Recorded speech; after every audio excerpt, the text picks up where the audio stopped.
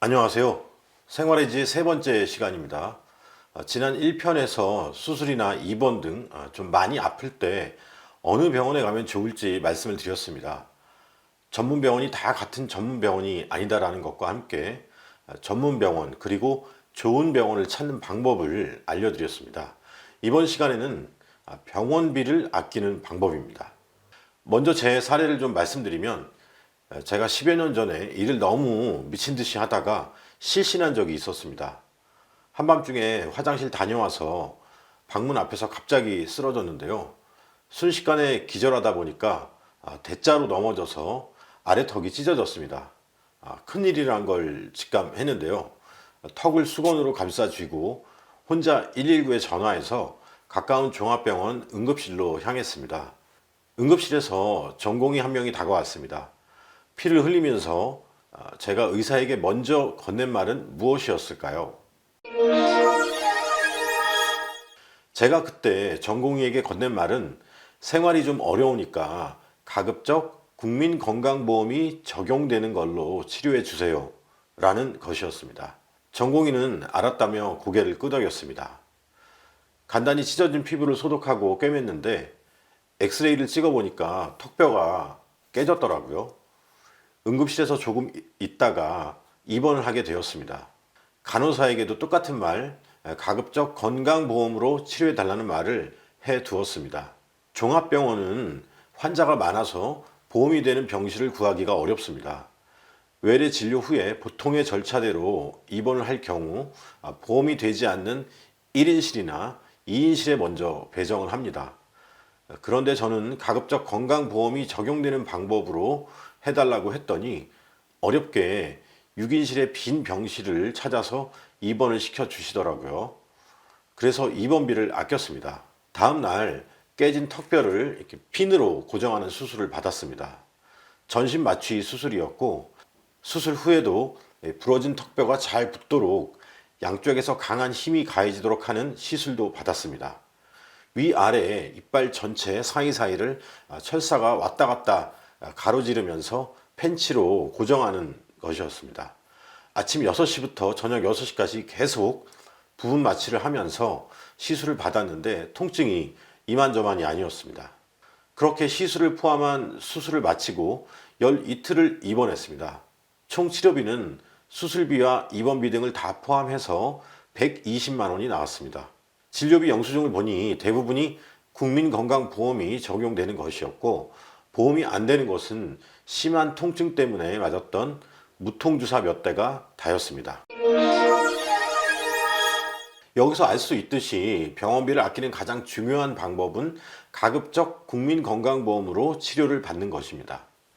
간단한 외래치료 말고 수술이나 입원을 해야 하는 중증 질환일수록 더욱 그렇습니다.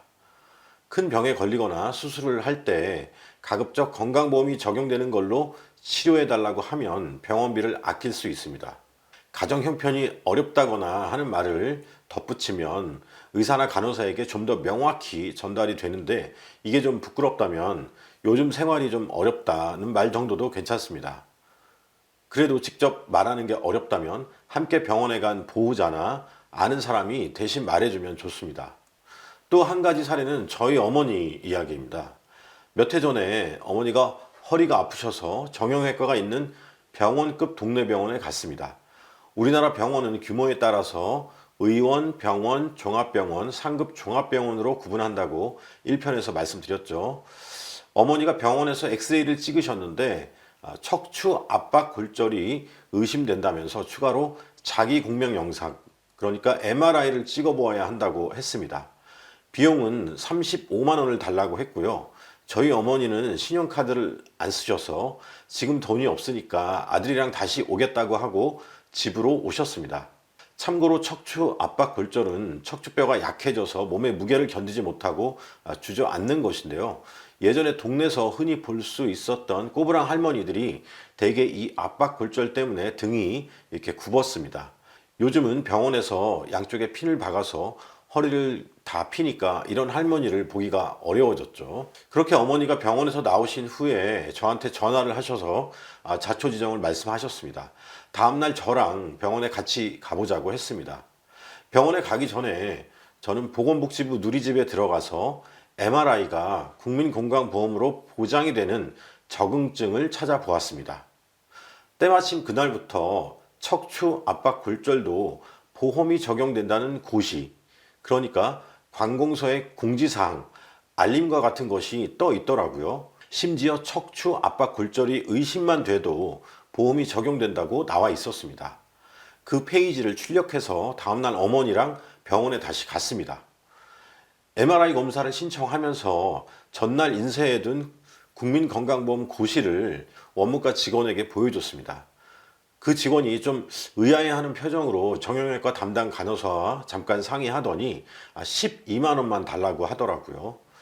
건강보험이 적용되는 비용인 거죠. 어제 어머니 혼자 가셨을 때 말했던 35만 원이 아니라 12만 원만 내고 MRI 검사를 할 수 있었습니다. 검사 결과는 척추 압박 골절이 맞았고요.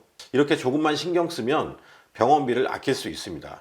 병원이 부도덕해서 병원비를 과다 청구한다는 말씀을 드리려는 건 아닙니다.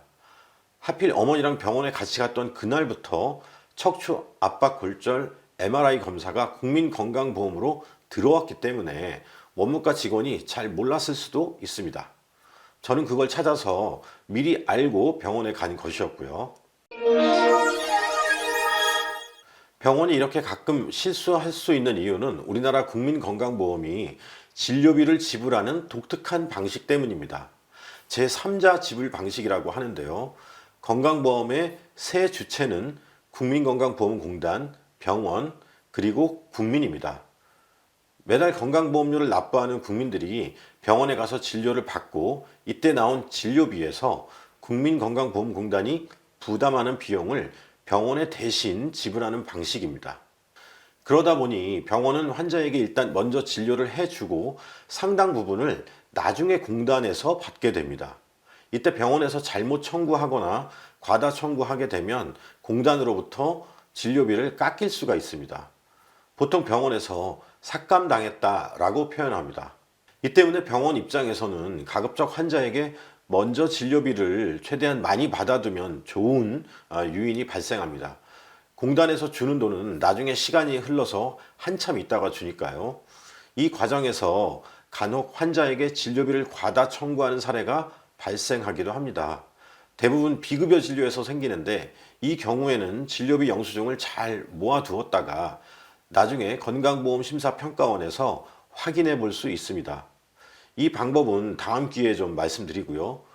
여하튼 앞서 저와 어머니 두 가지 사례로 병원비를 아낄 수 있는 방법을 알아보았습니다.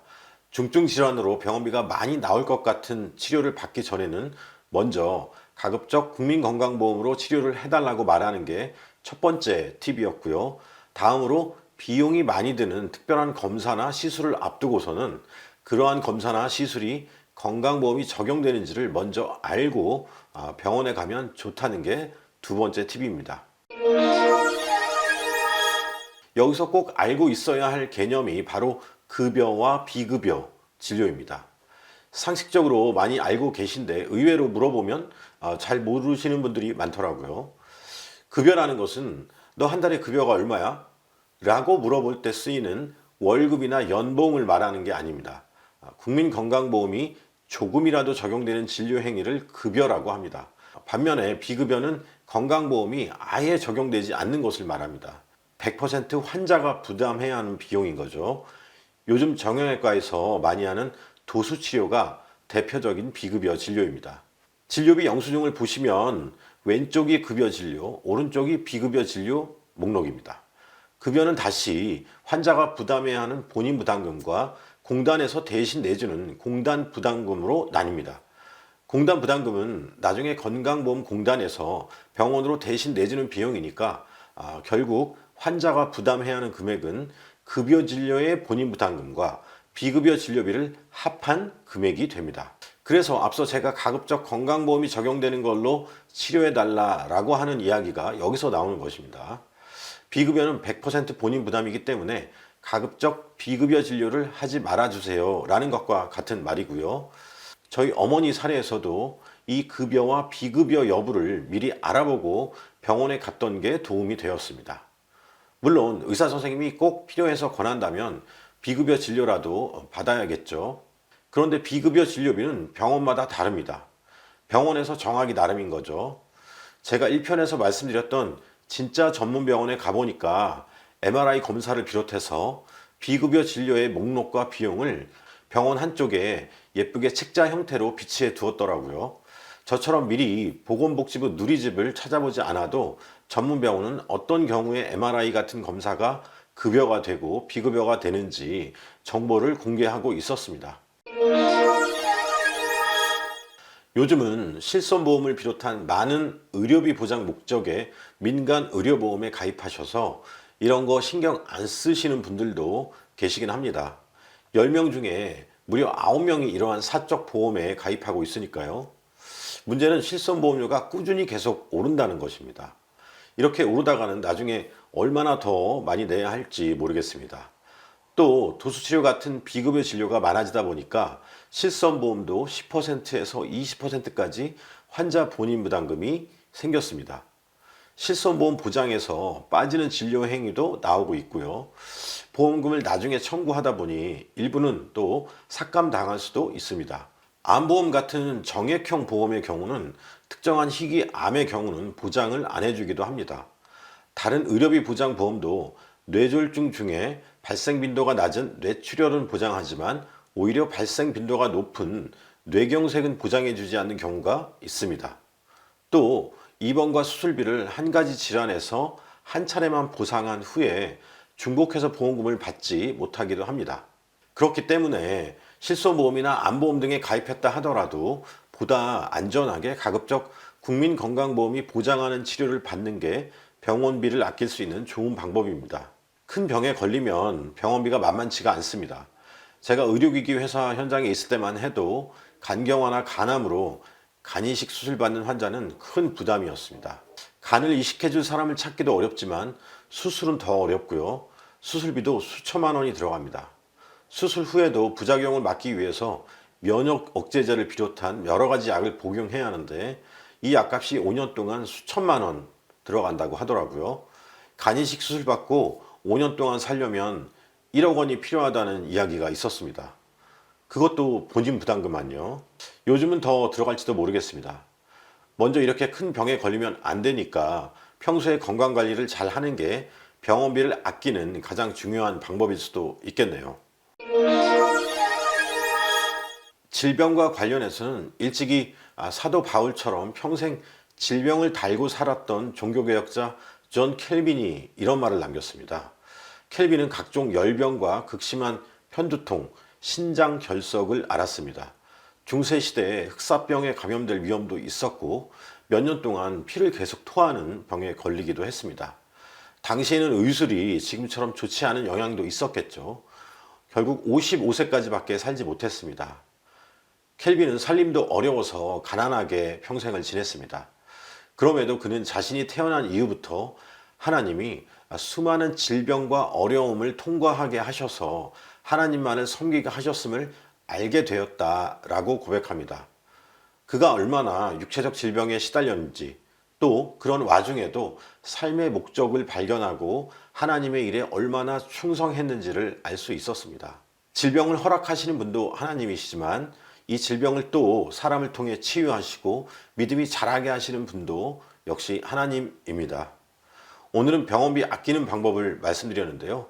이것도 먼저 하나님께 맡기고 지혜를 구하면 좋겠습니다.